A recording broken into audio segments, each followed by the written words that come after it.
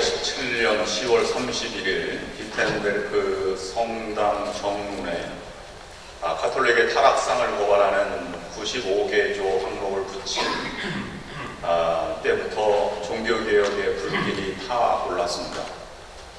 그 이전에도 쯔빙글리, 얀 후스 등등이 화형으로 개혁을 외치다가 죽음을 맞이했지만 루터에 의해서 그것이 불길이 확산되었고, 그 다음에 존 칼빈, 존 웨슬리 목사님을 통해서 유럽의 전역으로 종교개혁의 불길이 뻗어나가기 시작하였습니다. 그들이 죽음의 경계를 넘어서 지키고자 했던 것은 잘못된 교리를 바로잡는 면죄부는 부적과 같은 것입니다. 그 다음에 연호, 죽은 영혼이 구천을 맴돈다 하는 성경에 나와 있지도 않은 그런 이론들을 내세우면서 행했던 일들에 대한 고발과 동시에 루터가 지키려고 했던 것은 세 가지입니다. 오직 은총으로, 오직 믿음으로, 교황의 권위가 아닌 성경의 권위로 교회의 믿음이 새로워져야 한다 하는 것을 발표했던 것입니다. 그렇다면 잘못된 교리, 그 다음에 제도화된 교권, 이런 것으로부터 믿음의 본질로 회복하기 위한 운동이었다면 오늘날에도 교회가 회복되어야 된다, 개혁되어야 된다고 하는 그런 많은 외침들이 있습니다. 잘못된 교리, 제도화된 교권보다도 잘못 행해지고 있는 그리스도인들의 이 믿음의 행태를 더 많이 지적하고 있는 것 같습니다. 오늘 본문은 베드로가 환상을 통해서 그동안 금지했던 정결법을 어겼던 정결법에 따르며 먹지 못하는 짐승들을 잡아먹으라 하는 것을 거부하다가 세 번째로서 내가 하나님이 속되다고 하는 것을 어떻게 내가 깨끗하게 하는 걸 속되다고 하느냐, 먹으라 하는 환상을 가지고 그 말에 순종하여서 이방인의 집, 고넬료의 집에 가서 말씀을 전하고 그 가족에게 세례를 베풀었다고 하는 것을 통해서 이제 베드로가 그것을 말씀을 전하는 것만 가지고 한 것이 아니라 그 사역을 사도들 회의에 보고해야 하니까 예루살렘 교회에 보고할 때 일어난 일들이 바로 11장 1절부터 18절까지 나와 있는 말씀입니다. 오늘 종교개혁주의이기 때문에 10장 후반부는 약간 건너뛰어서 11장을 먼저 살펴보게 된 것입니다. 그렇게 감격적인 환상에 대한 응답과 또 세례를 베푸는 아주 은혜로운 시간이 지난 다음에 어려움은 밖에서 온 것이 아니라 예상치 못했던 예루살렘 사도들로부터 어려움이 찾아오게 되었습니다. 베드로가 이방인에게 세례를 주었다는 소식을 듣고 유대인들이 분개하는 장면이 오늘 말씀입니다.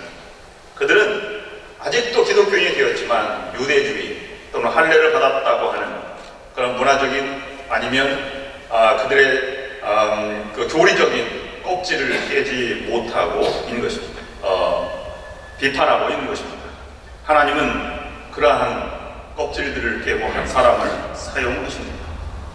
우리가 성경을 말할 때 한 알의 미랄이 땅에 떨어지면 그 한 알의 미랄이 죽어 많은 열매를 맺는다, 이렇게 우리가 알고 있습니다.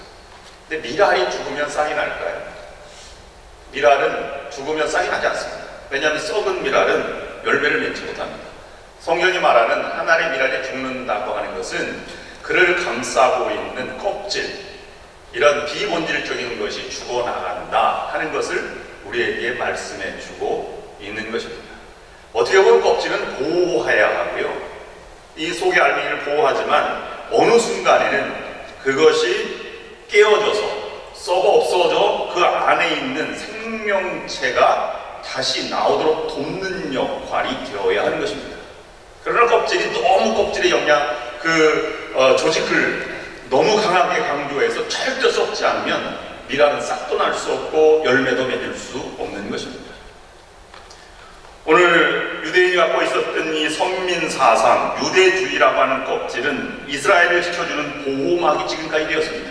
그 선민사상 때문에 광야에서도 견뎠고 선민 사상 때문에 가나안 정복 전쟁도 승리했고 가나안의 무수한 종교와 무수한 우상 숭배도 물리치고 결혼도 반대하면서 서로 통혼하지 않으면서 할례를 지켜나가는 것 때문에 이스라엘 민족이 가나안 땅에 정착할 수 있는 동기가 되었습니다. 그러나 그것이 굳어진 생각들은 주님이 오셔서 새로 세우시는 새로운 하나님 나라를 펼쳐나가기에는 장애 요인이 되었습니다. 그들은 그 껍질을 깨뜨리지 못한 채 오히려 베드로에게 비난을 하고 있는 것입니다. 오늘 11장 1절부터 3절까지 있는 말씀을 보면 이런 말씀이 기록되어 있습니다. 유대에 있는 사도들과 형제들이 이방인들도 하나님의 말씀을 받았다함을 들었더니 베드로가 예루살렘에 올라갔을 때에 할례자들이 비난하여 이르되 내가 무할례자 집에 들어가 함께 먹었다 하니, 여기서 비난했다는 것은 그냥 비난만 한 것이 아니라 정죄의 수준까지, 율법을 어긴 죄까지도 강력하게 그들은 용서받을 수 없는 정도의 비판을 가하고 있는 것입니다. 오늘 이 상황은 유대교인들이 기독교를 박해하는 상황이 절대 아닙니다. 예루살렘 교회가 새로워진 성령을 지정한 사람들, 그러면서 그리스도를 따르려고 하는 그리스도인이 된 유대인들 사이에서 일어나는 지금 이 싸움을 오늘 11장은 보도하고 있는 것입니다. 다른 말로 말씀드리면 세상에서 떨어져 나와 교회 안에 신앙인의 공동체 안에서 일어나는 무수한 일들과 같이 첨예하게 대립된 이러한 문제들을 오늘 다루고 있다고 하는 것입니다. 주님 안에서 깨어져야 할 껍질이 깨어지지 않으면 믿음의 사람들끼리 이와 같이 다툴 수 있습니다. 우리들에게도, 여러분들에게도, 각자에게도 껍질이 분명히 존재합니다. 그것을 깨지 않으면 결코 뛸 수 없고 날 수 없어 성장할 수 없는 것입니다. 그러나 오늘 우리가 읽지 않았지만 사도행전 11장 18절 말씀 보면 베드로의 반응이 여기서 기록하고 있는데요. 다 함께 읽겠습니다. 시작. 그들이 이 말을 듣고 잠잠하여 하나님께 영광을 돌려 이르되 그러면 하나님께서 이방인에게도 생명 걷는 회개를 주셨다 하니라. 그들이 누구입니까? 베드로와 함께 같이 갔던 증인들입니다. 이런 비난을 듣고 베드로가 왜 그러느냐, 우리 좋은 일 했는데 왜 그러느냐 이렇게 대항하고 항변하는 것이 아니라 베드로는 화를 내지 않고 시비를 걸지 않고 온유한 마음으로 그들에게도 생명이 있다 이렇게만 얘기했습니다. 그래서 이 베드로에 의해서 깨어진 껍질이 깨어지고 기존적인 의식과 기존적인 문화를 다 하나님의 뜻에 순종하는 이 베드로를 통해서 복음은 날개를 달게 되었고 세계를 향해서 뻗어나갈 수 있게 된 것입니다. 어제 새벽에는 백정교회, 곤당골 교회, 홍문숫골 교회가 합쳐져 숭동교회, 우리 이릴리안 권사님 부모자 부친께서 목회하시는 교회를 묵상했는데요. 그 곤당골 교회가 이 교회입니다. 옛날 백정들이 세워졌다고 하는 교회인데 아직 준비가 안 됐나요?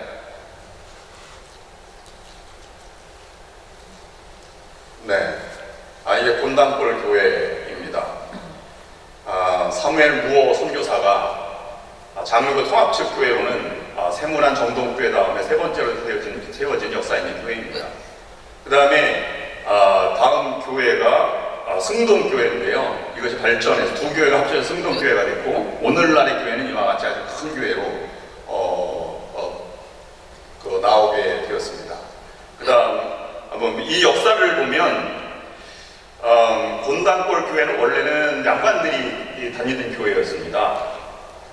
그런데 어느 날 백정 박성춘이라고 하는 사람이 6명을 이끌고 교회 등록을 합니다.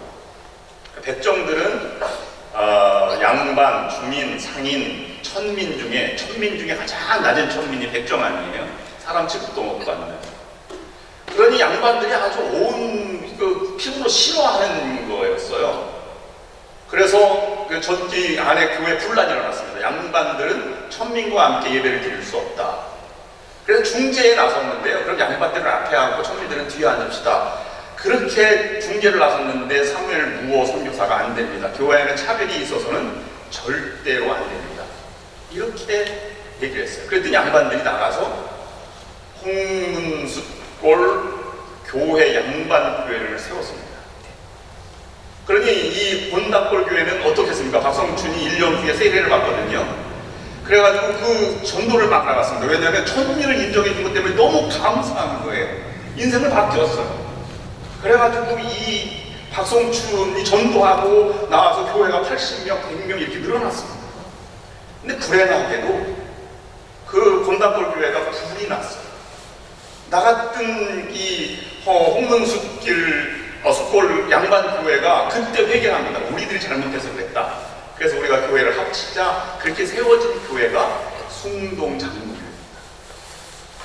박성춘이 거기에서 어떤 상소를 드리냐면 이 조정에 차별금지법이라고 하는 것을 내어서 백정도 갓쓰고 명포를 입게 해달라. 그래서 그것을 승소해서 이 신분 철폐법이라고 하는 것을 얻어내서 박성춘이 처음으로 갓을 만들었습니다. 감격적인 순간이지요. 이 숭동교회가 얼마나 위대한 교회냐면 1911년 박성춘이 장로가 되고요. 1914년 후에 선조 임금의 11대 손 임재형 장로로 추대되어서 백정과 왕손이 함께 목회를 이끌어갔던 위대한 교회가 됩니다. 숭동교회는 설립 이래로부터 수많은 역할을 했어요. 신분철폐를 비롯해서 장로교 분열 속에서도 굳건히 지켰고요. 독립운동뿐만 아니라 여러분 잘 아는 김익두 총회장, 2명의 총회장을 지었고 지금까지 10번의 총회를 열었던 아주 한국사에서 잊혀지지 않는 교회가 우뚝 섰습니다. 거기서부터 조금만 더 벗어나면 숭동교회는 조흥은행 본점이 있던 지역이지만 거기서 조금만 더 가면 종로가에 그 연못골이라고 하는 연동이죠. 연동에도 연동교회가 장로 똑같은 교회가 생겼습니다. 이 교회입니다. 근데 연동교회는 예로부터 그 교회에서 장로 투표 때 여기서 분열이 돼서 이거 합쳐지지 못했어요. 누가 장로가 됐냐면 갓바치 임공진이라고 하는 갓바치는 뭐냐? 갓을 만드는 사람, 성경에 보면 가죽을 만드는 사람, 피장이, 요바에서 베드로가 그 묵었던 피장이 집이 바로 이 갓바치 집입니다. 근데 거기에서 장로를 세우니 양반들이 도저히 용납할 수 없다. 그래서 100명이 나와서 교회를 따로 세웠는데요. 그 교회가 묘동교회입니다. 이 묘동교회는 장로교, 연동교회와 합쳐지지 않고 평생 같이 이렇게 가게 되어서 아름다운 전통을 낳지 못했습니다. 껍질을 깬 교회와 그렇지 않은 교회가 어떻게 역사에 쓰임받는지 이런 것들을 우리가 묵상해 볼 수 있는 것입니다. 우리들은 다 껍질을 가지고 있어요. 교만과 열등감, 자기의 상처, 쓴뿌리, 죄악들, 몸에 밴 세상의 문화들 이런 것들이 다 가지고 있습니다. 그러면 우리 교회가 깨어야 할 껍질은 무엇인가 하는 것을 저는 3가지를 오늘 묵상하고 해보고자 합니다. 첫 번째는 이민문화에서 가장 많이 생기는 이런 깨져야 할 것들이 있는데요. 그것이 학연, 직연, 혈연입니다.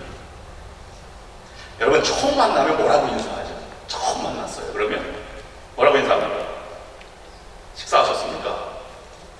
뭐 밥 먹는 문화, 이 밥상 공동체 문화가 얼마나 위대한지 한 끼 먹는 것으로 아주 그냥 인사를 대신하는 경우가 많이 있습니다.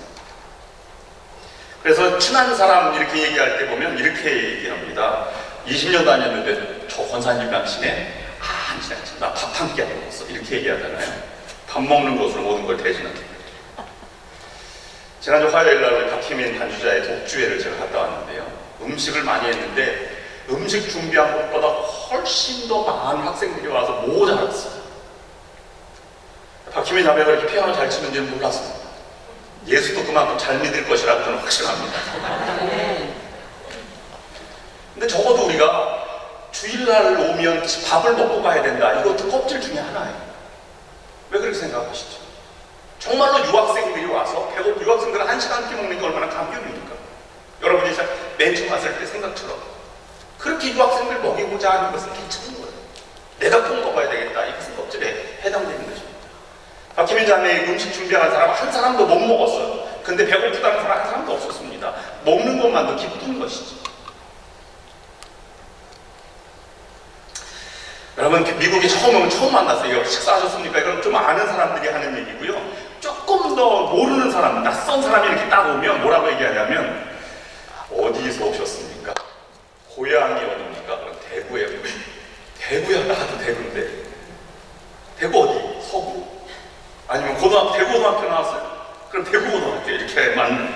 고등학교가 아니면 그냥 거기서 멎으면 되는데요. 그렇지 않고 끝까지 갑니다. 혹시 그 동네에 있는 빵집 혹시 아십니까? 그 빵집이 아니면 친구가 되는 거야. 빵집 모르면 뭐 다른 거라도 막 대고 그냥 끝까지 이렇게 합니다. 혈연주의가 앞세워지면 어떤 폐해가 있냐면 일보다는 가까운 사람들을 보호하게 됩니다. 하나님의 뜻보다는 소속된 사람들의 의견이 중요하게 됩니다. 그 다음에 올바른 의견보다는 내가 좋아하는 사람의 의견에 마음을 두게 됩니다. 혈연주의 깨져야 할 껍질입니다. 구원받았다면 고향이 달라도 모두가 다 한 형제요 자매. 옆 사람과 인사를 나누시겠습니다. 고향이 달라도 우리는 한 식구입니다. 인사해보세요 한번.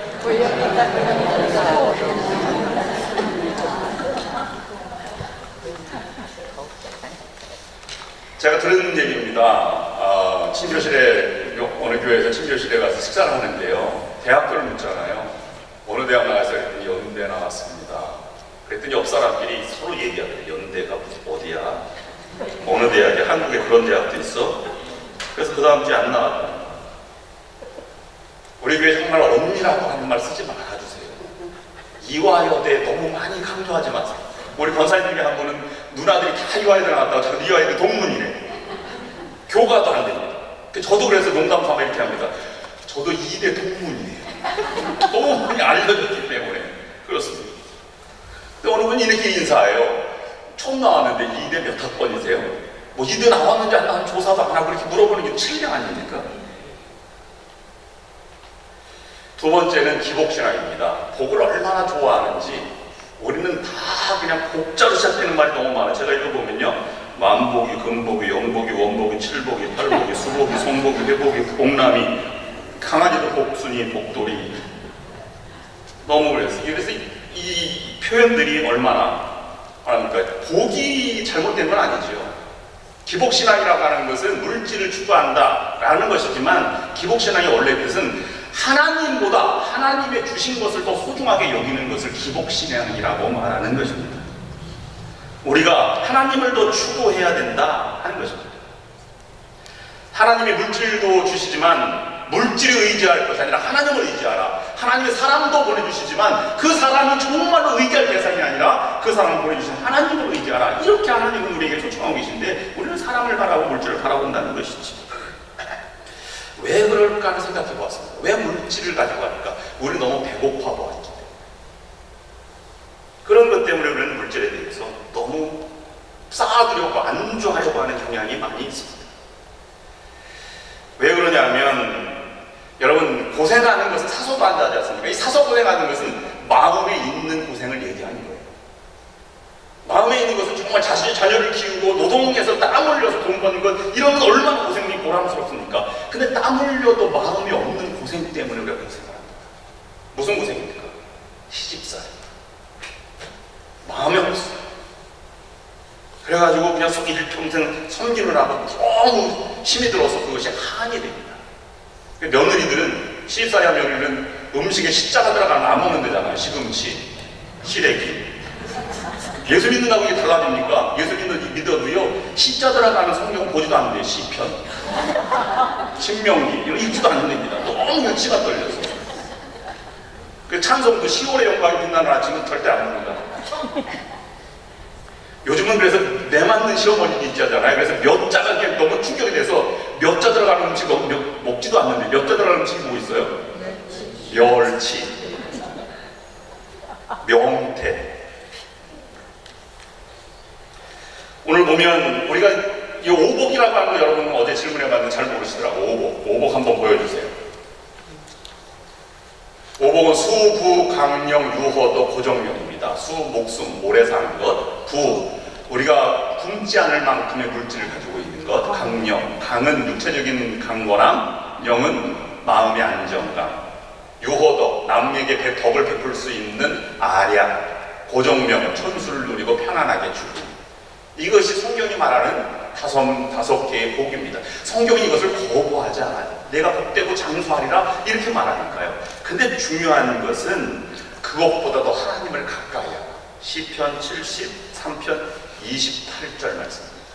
하나님께 가까이 함이 내게 복이라. 내가 주 여호와를 나의 피난처로 삼아 주의 모든 행적을 전파하리이다.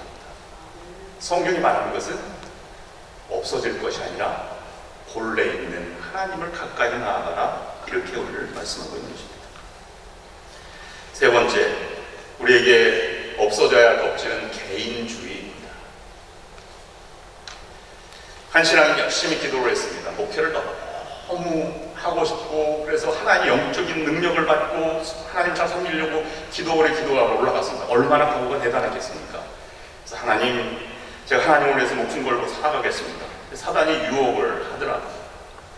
만약에 오늘 기도 멈추고 내려가면 내가 내 자녀 좋은 대학 보내줄게. 하나님, 내가 일평생 하나님께 목숨 바친 거, 내 자녀가 좋은 대학 들어가고 안 들어가고 뭐가 중요하겠습니까? 기도했는데 그 다음날 또 찾아와서 이렇게 이야기하더랍니다. 지금 기도를 멈추면 장사 잘 되게 해주게. 2배로 내가 수익을 해주게.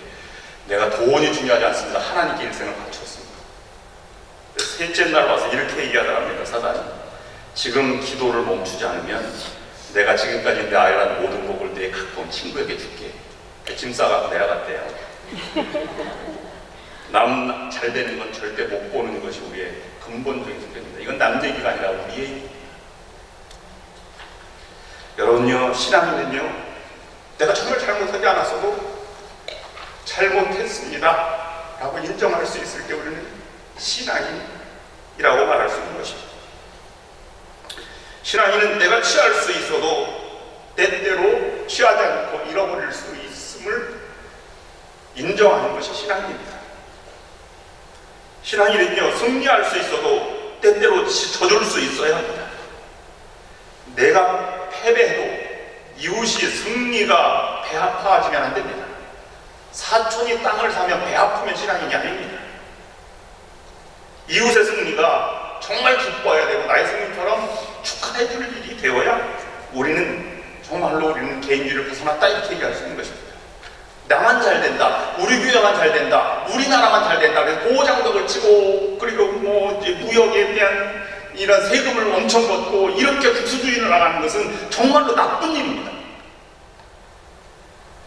이런 껍질을 벗어버릴 때 하나님 우리를 쓰신다는 것입니다. 여기서 그냥 하나님 마음을 알아보아야, 하나님 왜 그러실까요? 왜 껍질을 벗겨서 우리를 쓰시고 생각을 바꾸셔서 우리를 쓰실까요? 이것은 하나님은 우리가 생각하는 나보다 더 나를 귀하게 쓰시기를 원하는 것이 하나님의 마음이기 때문에 그렇습니다. 하나님께서는 껍질을 깨서라도 우리들을 더 큰 자로 만드신다는 것입니다. 할례받은 유대인으로 살아가는 것이 아니라 세계를 변화시키는 유대인으로 살아가기를 원하셨기 때문에 베드로와 사도들을 변화시켜 쓰신 것입니다. 그러므로 우리는 우리의 능력보다 더 놀라운 위대한 존재들입니다. 내가 능력이 있어서 위대한 것이 아니라 하나님이 그런 마음으로 우리를 쓰고자 하시기 때문에 내가 위대한 사람이 되는 것입니다.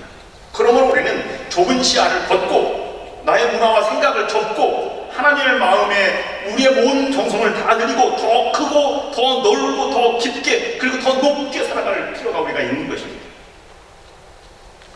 여러분, 모세, 그 다음에 아브라함, 요셉, 야곱, 베드로, 바울도요, 자신이 그렇게 쓰임받을 줄 이전에 미처 몰랐습니다.